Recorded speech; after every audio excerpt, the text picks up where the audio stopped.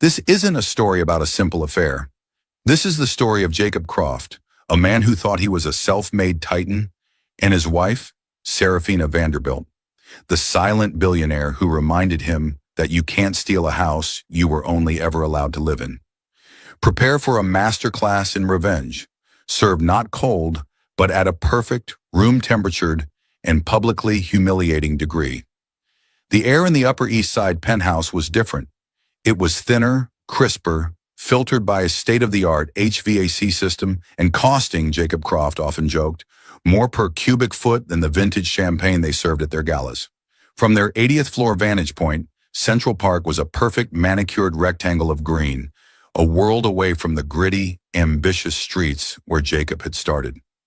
He stood before the floor-to-ceiling windows, a glass of Macallan 25 in hand, the amber liquid catching the last rays of the setting sun. He looked the part of the man who had everything. The Tom Ford suit was impeccably tailored, the Patek Philippe on his wrist a subtle nod to his success. His wife, Serafina Vanderbilt, entered the room. She didn't make a sound. She moved with the kind of inherited grace that couldn't be taught, a stillness that often unnerved Jacob. She was beautiful, not in the flashy, demanding way of the women he saw at board meetings, but in the way a classical sculpture is beautiful, permanent, and a little cold to the touch. Her family, the Vanderbilts, hadn't just come over on the Mayflower. They had likely financed the voyage in several subsequent colonies.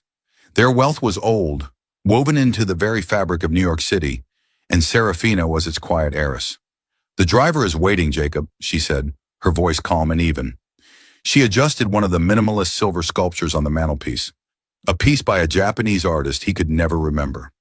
"We can't be late for the Guggenheim International Gala." "Of course, darling," he replied, turning with a smile that he had practiced to perfection. It was his successful, adoring husband's smile. Wouldn't want to keep Anna Wintour waiting. Their life was a meticulously curated series of such events. Galas, charity auctions in the Hamptons, ski trips to Aspen with other titans of industry. To the outside world, they were a power couple. Jacob Croft, the dynamic founder and CEO of Aura Wellness, the fastest-growing luxury skincare brand in the country, and his elegant, philanthropic wife, Serafina. But the penthouse felt less like a home and more like a museum, Serafina's museum. Her family's money had paid for it. Her trust fund had provided the seed capital for Aura Wellness, a detail Jacob conveniently omitted in interviews. He was the face, the voice, the visionary. He told the story of starting with nothing but a dream and a revolutionary formula based on Arctic algae. The press loved it. They called him the King of Wellness. The problem was, the king felt like a consort. Serafina never flaunted her wealth, never belittled his ambition. In a way, it was worse. She was simply unconcerned. Her financial security was as certain as the sunrise. His, he felt, was a performance, a dance he had to keep doing perfectly, lest the music stop. He craved something that was unequivocally his, something born of his own sweat and genius, not her inherited privilege. And that's where Amber Novak came in. Amber was the head of product development at Aura Wellness. She was everything Serafina wasn't. Fiery, expressive, with a laugh that echoed in the hallway, and a mind that moved as fast as the city below their office. She had a sharp, angular beauty and a restless energy that matched Jacob's own. While Serafina's approval was a gentle, almost imperceptible nod, Amber's was a shot of adrenaline. "Jacob, that's brilliant," she'd say, her eyes wide with genuine excitement. "No one else is thinking like this." She saw him not as Serafina's husband, but as Jacob Croft, the visionary. She validated the image he so desperately wanted to be real. Their affair started, as most do, in the hazy territory of late-night work sessions and shared victories. A lingering touch over a lab sample. A business dinner that stretched past midnight, fueled by expensive wine and escalating confessions. With Amber, he felt seen. With her, he was the creator, the master of his universe. The sleek, minimalist office of Aura Wellness, with its white marble and brushed gold accents, felt more like his kingdom than the silent, opulent penthouse he shared with his wife. The turning point came when Aura Wellness landed a coveted feature in Vogue. The article praised the brand's meteoric rise, focusing almost entirely on Jacob's leadership an innate understanding of modern luxury. It mentioned Amber Novak as his brilliant right hand. That evening, Jacob brought the magazine home. He left it on the marble kitchen island. Serafina picked it up, her expression unreadable as she scanned the glossy pages. "That's wonderful, Jacob. Congratulations," she said, placing it back down precisely where she had found it. "The PR team did an excellent job." Her words, meant to be supportive, felt like a splash of cold water. The PR team. She saw it as a managed campaign, a successful transaction. She didn't see the sweat, the passion, the genius he shared with Amber. She saw a return on an investment. He walked away, a cold fury solidifying in his chest. He didn't want to be an investment. He wanted to be the founder, the owner, the king, and a king needed a queen who worshipped at his throne, not one who owned the castle. That night, as Serafina slept in their silent, temperature-controlled bedroom, Jacob was in a sleek downtown apartment with Amber, sketching out the future. His future. Their future. "It's not enough to be the face of the brand, Amber," he said, pacing her living room. "I need real equity. I need control. We need control. You're the one who perfected the formulas. You're the one driving the innovation. I'm the one who built the brand identity from nothing." Amber, wrapped in a silk robe, watched him, her eyes gleaming with ambition. "So what do you do, Jacob?" "It's her family's money that started it all. Isn't she the ultimate owner?" Jacob scoffed, a dismissive wave of his hand. "She's a passive investor. She signs checks. She doesn't understand the business, not really. She wouldn't even know how to log into our sales analytics. It's a legal structure, that's all. I run it. I built it. Morally, it's mine." He stopped pacing and looked at her, his eyes intense. "And I want to make you a partner, a real partner, with a stake in the company. You deserve it." Amber's breath hitched. This was more than she had dreamed of. Partnership, a share in an empire. "How? How can you do that if she's the investor?" "I'll handle Serafina," he said, with a confidence he didn't entirely feel. "I'll frame it as a crucial business decision, to retain top talent, to secure our future. She'll have to agree. What choice does she have? Without me and without you, Aura Wellness is just a name on a bottle." He believed it. He had repeated the lie to himself so many times that it had become his truth. He was the sun, and Aura Wellness was the planet that revolved around him. He had completely forgotten who owned the galaxy. The conversation with Serafina was one Jacob had rehearsed a dozen times in his head. He'd pick the right moment, a quiet Sunday morning perhaps, over coffee in the Financial Times. He would be calm, rational, presenting it as a masterstroke of business strategy. He found her in the small, sunlit library of their penthouse, a room he rarely entered. It was filled with first editions and leather-bound classics from her grandfather. She was reading, a cashmere throw over her lap. She looked up as he entered, a bookmark already in her hand. She was always prepared. "Serafina, darling, do you have a moment?" he began, striking a casual pose against a bookshelf. "Of course, Jacob." She closed the book, her full attention on him. It was an unnerving habit of hers. When she listened, she truly listened, her gray eyes missing nothing. He launched into his prepared speech. He spoke of market volatility, of competitors trying to poach top talent. He lauded Amber Novak's irreplaceability, her unique genius for formulation chemistry that was central to their success.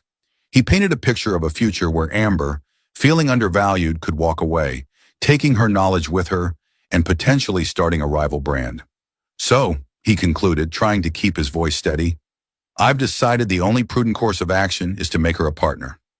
I'm restructuring the executive compensation pool. I'm awarding her a 5% stake in the company, vested over 3 years. It's the best way to secure our asset and incentivize her for the long haul." He watched her, waiting for the questions, the arguments, the concerns about diluting the value. He was ready to counter every point. Serafina was silent for a long moment, her gaze distant, as if she were calculating complex variables in her head. Jacob felt a bead of sweat trickle down his back. Then she gave a small, almost imperceptible nod. If you believe it's essential for the stability and growth of the business, Jacob, then you have my support. Jacob was so stunned by the lack of resistance, he almost stammered. Really?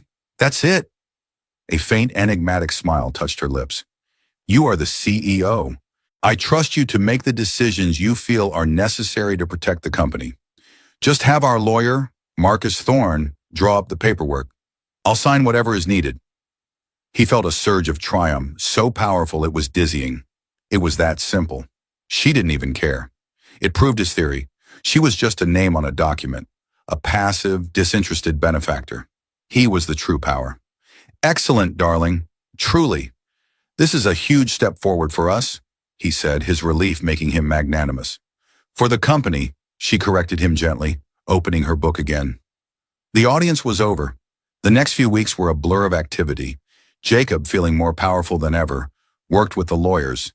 His lawyers, he thought, though they were technically on the corporate payroll funded by Serafina's trust, to draft the partnership agreement for Amber. It was ironclad, giving her a 5% stake in Aura Wellness, Inc. The day Amber signed the papers in the main conference room was a celebration. Jacob ordered champagne, the good stuff, not the vintage swill Serafina preferred. He and Amber stood side by side, glasses raised, looking out over the panoramic view of the city.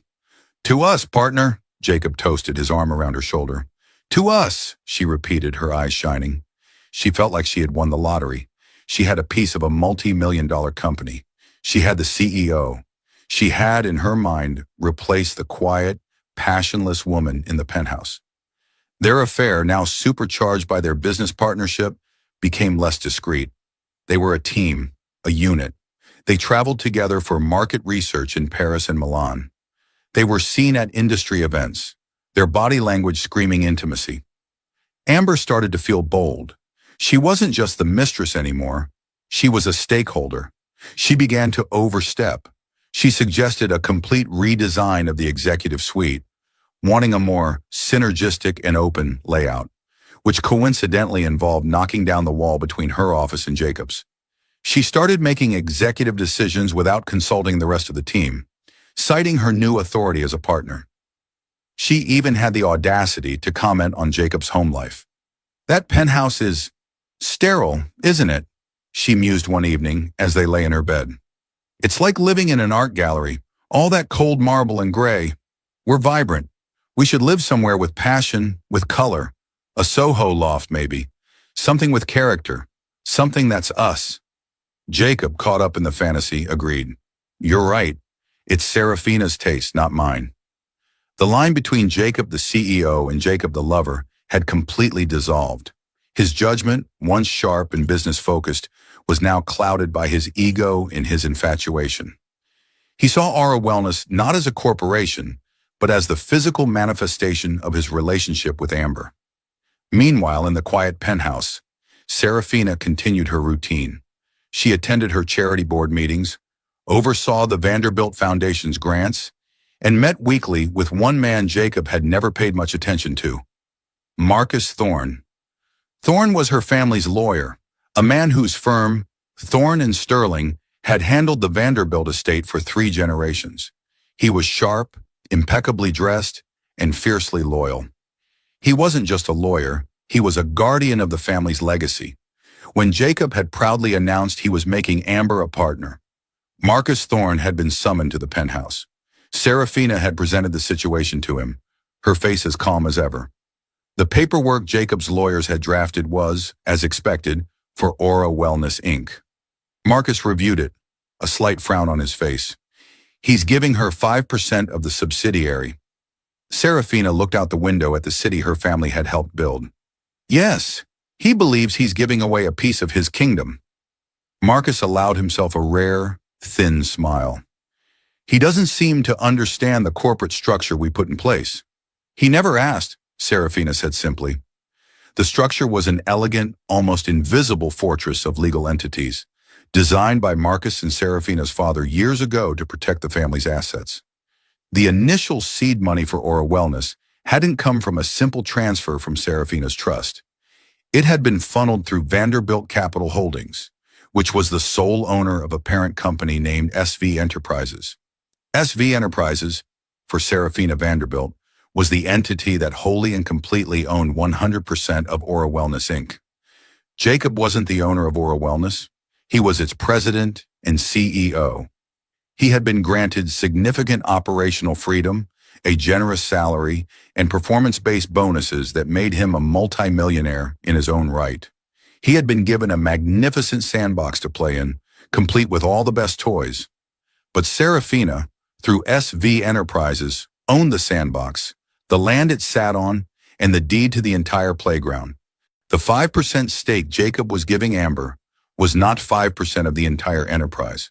It was 5% of his designated playground, an entity whose existence was entirely at the discretion of its sole shareholder, SV Enterprises. "So, you want me to approve this?" Marcus asked, gesturing to the partnership agreement. "Yes," Serafina said, turning from the window. Her eyes were like chips of ice. "Let him build it up with her. Let him pour his energy, his passion, his betrayal into it. Let him believe the throne he's built for his mistress is real." Marcus nodded, understanding perfectly. The higher he builds it, the harder the fall will be when he discovers it's all been built on land he never owned. "Exactly," Serafina said. "Let him give his partner her title and her paper shares. Let them celebrate. Every bottle of champagne they pop is a toast to their own delusion." She picked up the document, the one that would make Amber Novak a partner in her husband's eyes, and signed it with a steady hand. Her signature was a clean, elegant script. It wasn't an act of surrender. It was the setting of a trap. For a year, the kingdom of Jacob and Amber flourished. Aura Wellness saw its revenue double. They opened flagship stores in London and Dubai. Their partnership was hailed in business magazines as a dynamic fusion of vision and innovation. Jacob felt invincible. He had the thriving company, the passionate partner, and the quiet, compliant wife who funded his lifestyle without asking questions. He had it all. But success built on a lie is a fragile thing. The first cracks began to appear, not from the outside, but from within. Amber, now emboldened by her title and her perceived power, started to challenge Jacob. She was no longer the adoring subordinate. She was a partner, and she wanted her voice to carry equal weight. The argument started in the boardroom. She would openly disagree with his marketing strategies, pushing for edgier campaigns he felt were off-brand. "We need to be disruptive, Jacob," she'd argue in front of their executive team. "The minimalist, quiet luxury thing is Serafina's style. It's not us. We're bold." The tension bled into their personal life.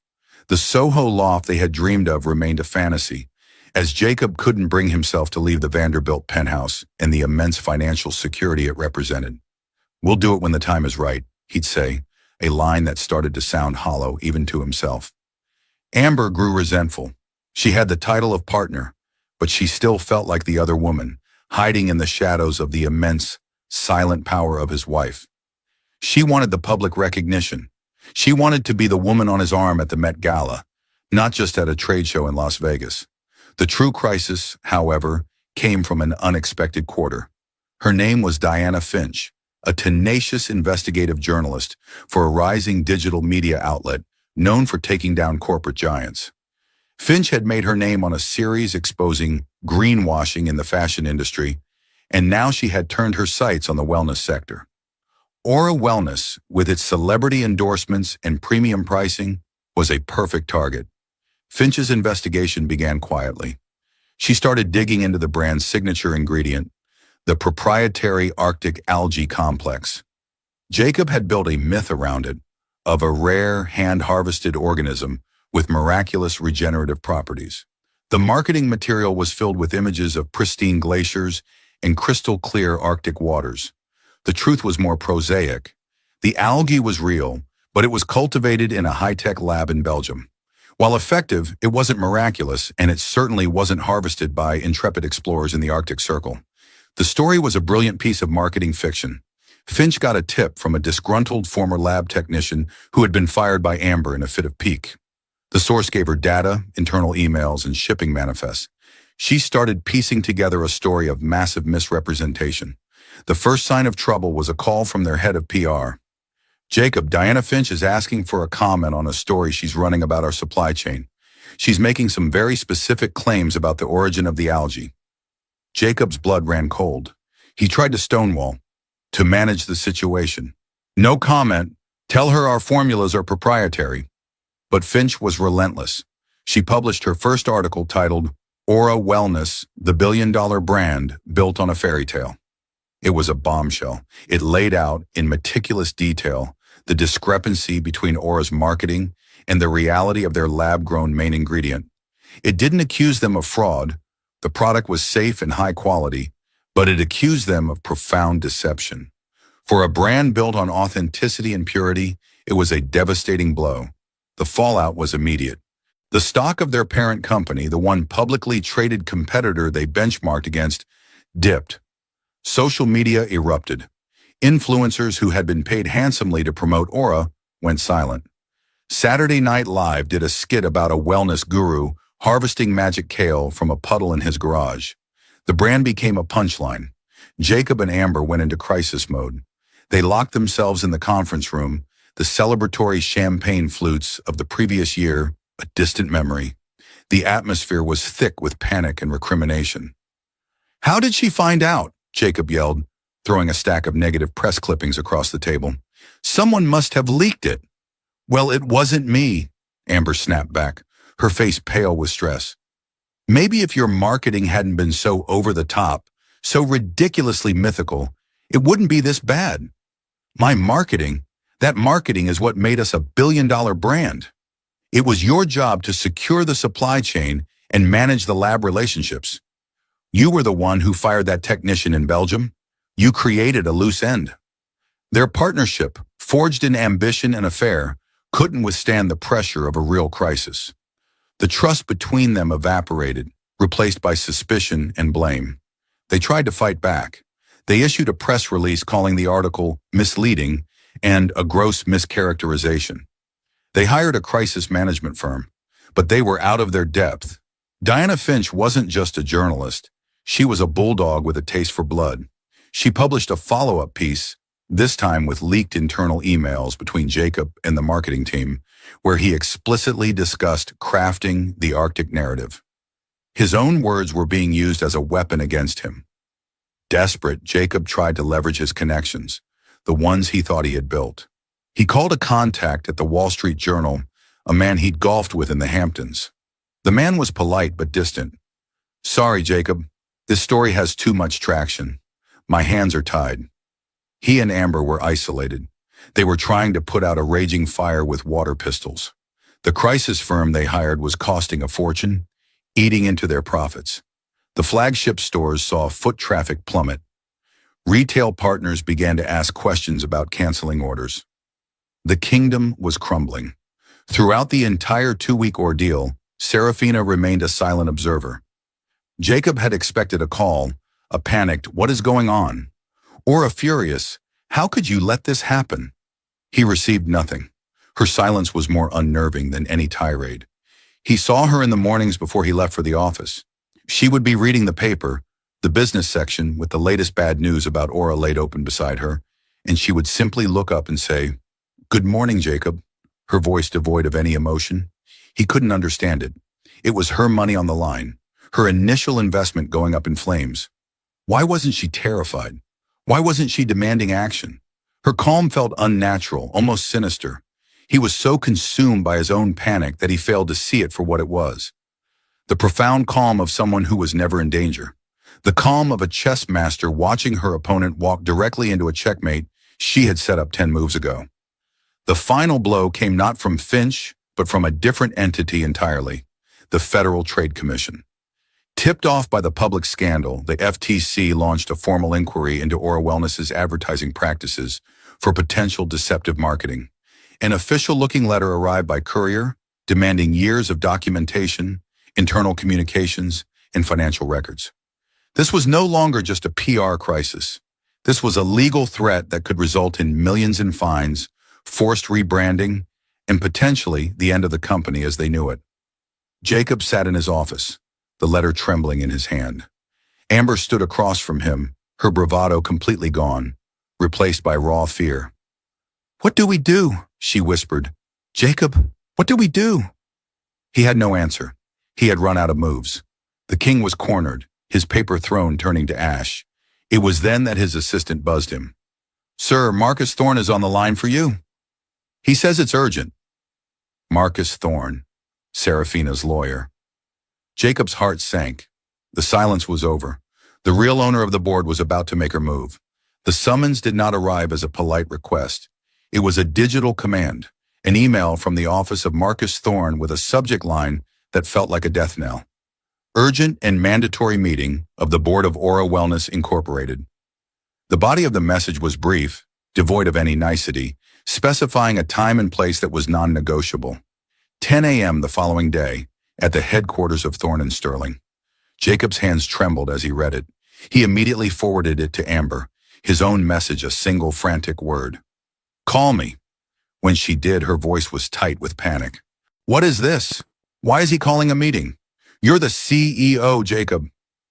"I don't know," he lied, a cold dread coiling in his stomach. He knew exactly what it was. It was a summons from the real power, the one he had so willfully ignored.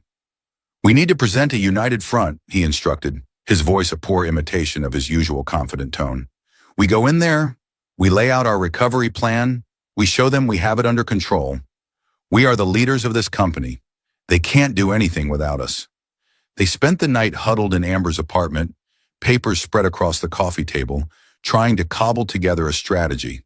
But their frantic energy was underpinned by a shared terror. The bravado and passion that had fueled their rise was gone, replaced by the grim reality of two co-conspirators about to face a judge they couldn't bribe or charm. The next morning, the taxi ride to Midtown was silent and heavy.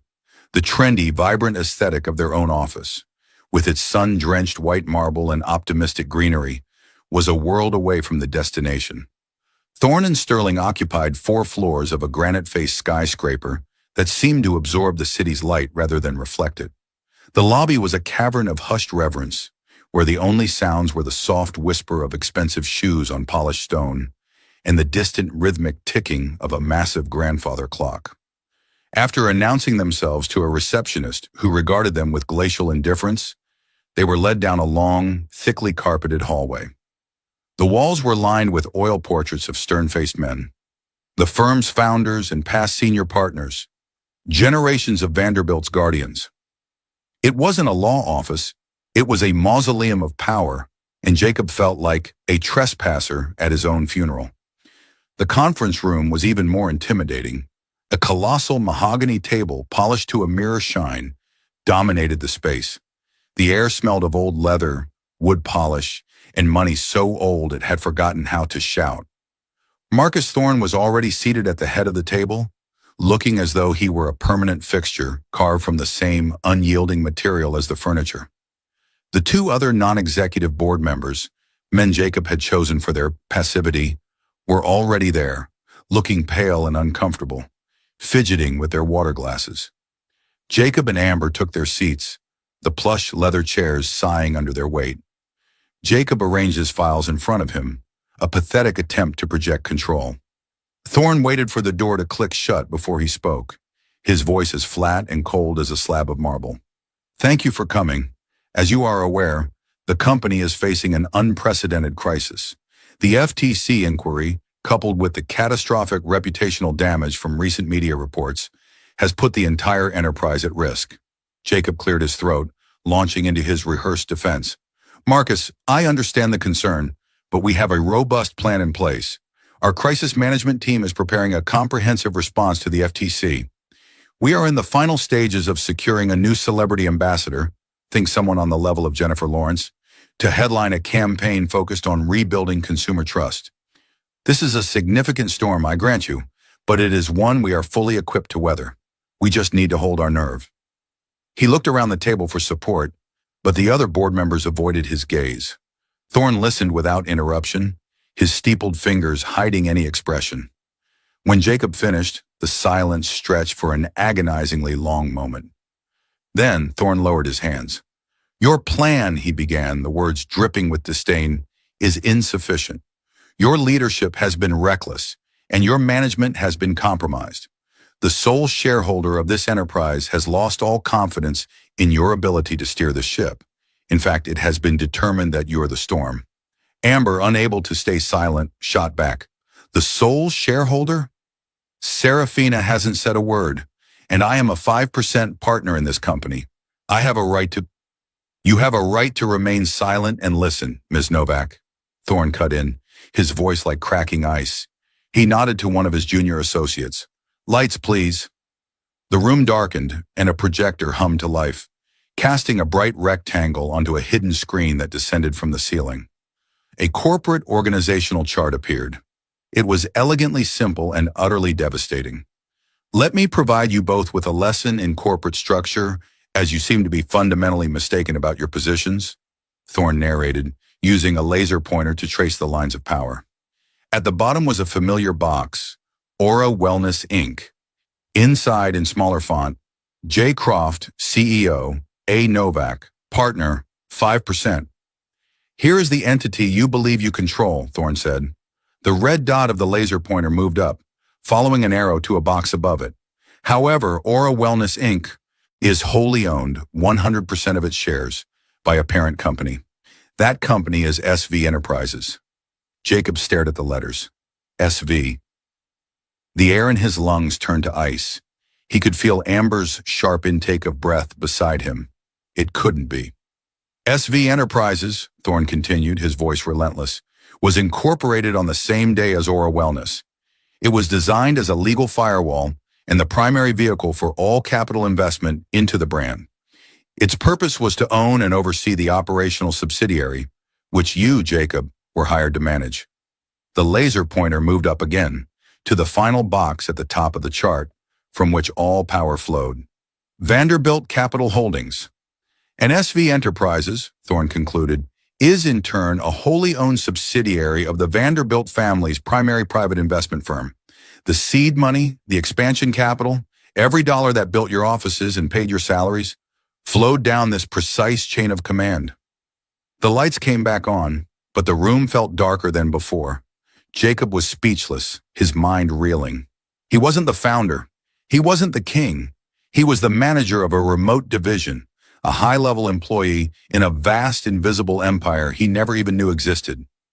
Amber's face was a mask of white-hot fury and dawning horror. She turned on Jacob, her whisper a venomous hiss that carried across the table. What is this? Jacob, you told me she was a silent partner, a simple investor. You swore to me this was yours. I didn't know, he stammered, the words hollow and pathetic. You didn't know because you never asked, Thorne said coolly. You were so enamored with the reflection in the mirror, you never bothered to check who owned the glass. At that precise moment, the grand mahogany door opened. Serafina Vanderbilt entered. She was not the wife he knew, the woman of soft cashmere and quiet grace. This was a different person entirely. She wore a bespoke graphite gray suit, the tailoring sharp and severe. Her hair was pulled back into a tight, polished chignon, and her only jewelry was a pair of discreet diamond studs that glittered like ice chips. She walked not with the stillness he was used to, but with the purposeful, resolute stride of a general entering a war room. She was wearing her power-like armor. She took the empty seat beside Marcus Thorne, placing a slim leather portfolio on the table before her. She radiated an aura of absolute authority that silenced the room. Her gaze swept over the table, bypassing Jacob and Amber as if they were empty chairs, and addressed the room at large. Good morning, she said, her voice crisp and clear, resonating with a command he had never heard from her before. I have convened this meeting to enact a change in course. This brand was founded on a principle of quiet confidence and verifiable excellence. It was designed to reflect integrity. The former management, however, chose to rebuild it in their own image, loud, reckless, and based on a foundation of fiction. That ends today. She opened her portfolio. Effective immediately, by a unanimous vote of the board of SV Enterprises, we are taking direct and active control of our subsidiary, Aura Wellness. As the first step in restoring the brand's integrity, the positions of Chief Executive Officer and Head of Product Development are terminated. For cause. Thorne slid 2 envelopes across the table. They stopped perfectly in front of Jacob and Amber. Termination letters. Jacob finally found his voice. A strangled gasp. Terminated? Serafina, you can't. I built this company with my bare hands. For the first time, she turned her full attention to him. Her gray eyes were not angry or hurt. They were cold, clear, and utterly dispassionate, like a scientist observing a failed experiment. You managed it, Jacob. You were given a magnificent budget and a long leash. You could have built a lasting legacy. Instead, you built a monument to your own ego and exposed this company, my company, to public ridicule and federal investigation. Your employment contract clearly outlines termination for cause in the event of gross negligence or acts that bring the firm into disrepute. I believe this situation more than qualifies. She then shifted her gaze to Amber, who flinched as if struck. Ms. Novak, your partnership agreement, which you seem to hold in such high regard, is now null and void per Section 7B, which covers malfeasance and actions detrimental to the company's value. Your 5% of a subsidiary whose value you helped decimate is now zero. Furthermore, the extensive non-compete clause you signed is fully active and will be aggressively enforced by Thorne and Sterling. You were entrusted with proprietary knowledge. You will not be taking that knowledge elsewhere. She paused, letting the weight of her words settle like a shroud. A new, highly respected CEO will be starting on Monday. A press release is scheduled for noon today, announcing the leadership change and my new role. I will be stepping in as chairwoman of the board to personally oversee the brand's restoration. It was a complete and total erasure. Jacob, stripped of everything, was left with only one desperate, pathetic card to play. He looked at the woman who was still, for a few more hours, his wife. Serafina. Please, he whispered, the sound pathetic in the vast, silent room. Her expression didn't soften. Please what, Jacob? She asked, her voice dangerously quiet. Please allow you to continue this charade. The time for please was before you chose infidelity over loyalty and deceit over the truth. You made a series of choices. This is the consequence. She stood up, her movement signaling the meeting, and his life as he knew it was over. As for our personal arrangements, she added, delivering the final, clinical blows, they are concluded. The locks on the penthouse have already been changed. You will find your access has been revoked. A security detail is at the apartment to oversee the packing of your effects. You may have them sent to an address of your choosing. My personal attorney will be filing for divorce this afternoon. I believe you'll find our prenuptial agreement to be as ironclad as your employment contract. She turned to her lawyer. Marcus, handle the remaining details. Without a backward glance, she walked out of the room, leaving behind the smoldering wreckage of 2 careers and 1 marriage, the sound of the heavy door clicking shut echoing like a final, absolute judgment. The fallout was not a slow decay, it was a detonation. The press release crafted by Serafina's team, spearheaded by the formidable Marcus Thorne, was a masterpiece of corporate assassination. It landed in the inboxes of every major news outlet, financial analyst and industry blogger simultaneously. It didn't just announce a leadership change, it rewrote history in real time. The narrative was powerful and irresistible. Serafina Vanderbilt, the quiet, visionary founder and financier, had been forced to step out from behind the curtain to salvage her creation from the reckless mismanagement and ethically compromised leadership of her former CEO. Jacob Croft's name was mentioned only in the context of his termination. The phrase misguided marketing strategies was a surgical euphemism for the lies he had told. His affair with Amber wasn't named, but the release's reference to a breach of professional conduct and a conflict of interest that exposed the company to severe reputational and legal risk left nothing to the imagination. The public, which loves a story of hubris and downfall as much as it loves a comeback, devoured it. Jacob, sitting in Amber's apartment as the news broke, watched his life disintegrate on his phone screen. His Google alerts, once a stream of praise, became a torrent of digital scorn. Aura fallout was trending on Twitter. He tried calling his most trusted contact at the Wall Street Journal, a man with whom he'd shared cigars and boasts of future conquests. He didn't get past the man's assistant. Mr. Davenport is in a meeting, she said, her voice dripping with practiced disinterest. He tried his friend from a venture capital firm. The call went straight to voicemail. The invisible walls of the city's elite had gone up, and he was definitively on the outside. Stripped of their titles, their status, and their shared purpose, Jacob and Amber turned on each other with the ferocity of cornered animals. The sleek, modern apartment that had been their secret sanctuary became a pressure cooker of blame. "This is your fault," Jacob snarled one evening, gesturing wildly at the television where a business news anchor was dissecting his demise. "Your sloppiness.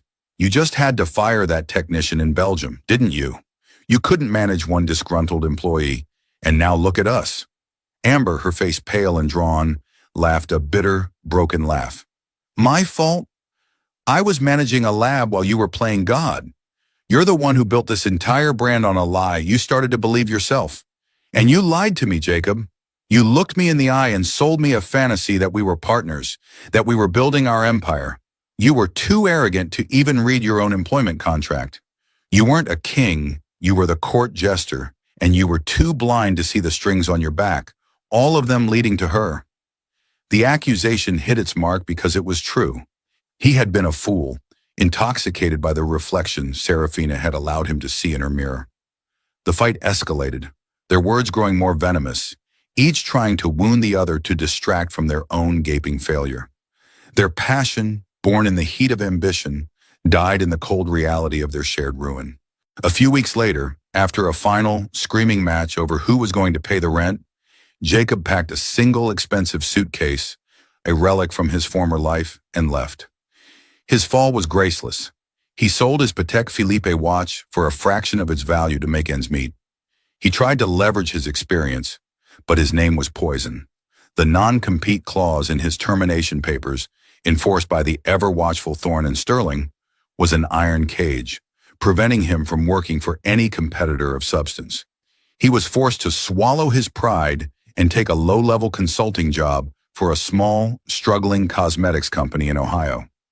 His new office wasn't a sleek penthouse overlooking the city. It was a drab cubicle in a corporate park off the highway. Jacob Croft, the former king of wellness, now spent his days trying to help a regional brand crack the Walmart account. His past glory, a private, humiliating ghost. Amber's fate was a mirror of his own, but perhaps more tragic. She had hitched her entire identity to the dream of being a partner, a power player.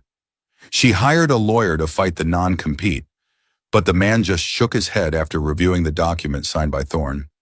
"Ms. Novak," he said gently, "you would need an army and a fortune to fight this. You were outmaneuvered from the moment you signed it." Defeated, she was forced to abandon her passion and expertise. The brilliant formulation chemist, who once commanded a multi-million-dollar R&D budget, ended up taking a mid-level logistics management job for a shipping company, a world of spreadsheets and delivery schedules, a universe away from the glamour she had so briefly touched. While they faded into obscurity, Serafina Vanderbilt rose like a phoenix. She didn't just rebrand Aura Wellness, she resurrected it. Under the new name Esvi Lux, the company's entire philosophy was transformed. The old myth of Arctic algae was replaced with a story of scientific integrity and heritage. The new tagline, verifiable luxury, inherited wisdom, was a quiet masterstroke. Serafina herself became the brand. She sat for a single, expansive interview with the Wall Street Journal. Photographed in the Belgian lab, looking poised and authoritative in a crisp white lab coat over a tailored dress, she was the embodiment of the new brand. When asked about her ex-husband, her expression didn't flicker. "My family has always believed in building things that last," she stated, her voice calm and measured. "My focus is, and always has been, the integrity of the product and the trust of our customers. When I saw that both were being compromised, I took the necessary steps to protect my investment and reaffirm our core values." The new marketing campaign was a revelation. It featured close-ups of the scientific process, interviews with the PhD chemists on her team, and a traceable ingredient list for every product. It was radical transparency as the ultimate luxury. The market didn't just approve, it fell in love. Wealthy consumers, tired of marketing fluff, flocked to the brand. At lunches in Upper East Side bistros, the story was whispered with admiration. "Did you hear? She owned it the entire time. He was just running it for her. I'm switching from Lemaire. I want to support her. The FTC inquiry concluded with a manageable fine, which Serafina's new company paid without comment, its cooperation and new direction praised by the commission. SV Lux's profits in its first year surpassed Aura Wellness's best year by 30%. Serafina, once a silent figure in the society pages, was now lauded on the covers of Forbes and Fortune, a new icon of female leadership and quiet strength. One crisp autumn evening, a year after the reckoning, Serafina stood at the floor-to-ceiling window of her penthouse. The city glittered below, no longer a backdrop for her husband's ambition, but a kingdom she commanded. The divorce was final. The apartment, once a silent museum of her taste, now felt like a true home. Her home.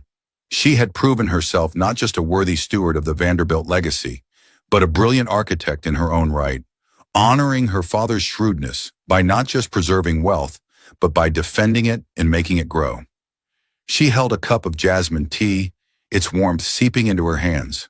There was no bitterness in her heart, no giddy thrill of victory. There was only the profound, satisfying calm that comes from a complex plan perfectly executed. She hadn't just fired her husband and his mistress. She had dismantled the very reality they thought they had created, revealing it to be nothing more than a stage she had built and could tear down at will. She had taken back her company, her money, and most importantly, her name. She was no longer Serafina Vanderbilt Croft, the elegant wife. She was Serafina Vanderbilt, the woman who had built an empire, let a fool play king for a day, and then, when the time was right, had calmly, quietly, and completely reclaimed her throne. That, right there, is a masterclass in the long game. It's a story that proves real power isn't about being the loudest person in the room. It's about owning the room itself. Serafina Vanderbilt didn't just win a battle over an affair. She won a war for her own identity, leveraging the very tools of her gilded cage, her wealth, her connections, and her formidable intelligence, to dismantle the fantasy world her husband and his mistress had built. She reminded everyone that a throne given can always be taken away, especially when you're the one who funded its construction from the start. And that wraps up today's story. Now we want to hear from you. Where are you watching from? Drop your city or country in the comments, and let's see how far these stories reach. If this story moved you or gave you chills, give it a like, share, and subscribe for more powerful stories. One last thing, rate the story from 1 to 10 in the comments. Your feedback helps us bring you even better ones next time. Thanks for watching. We appreciate you being part of this storytelling journey.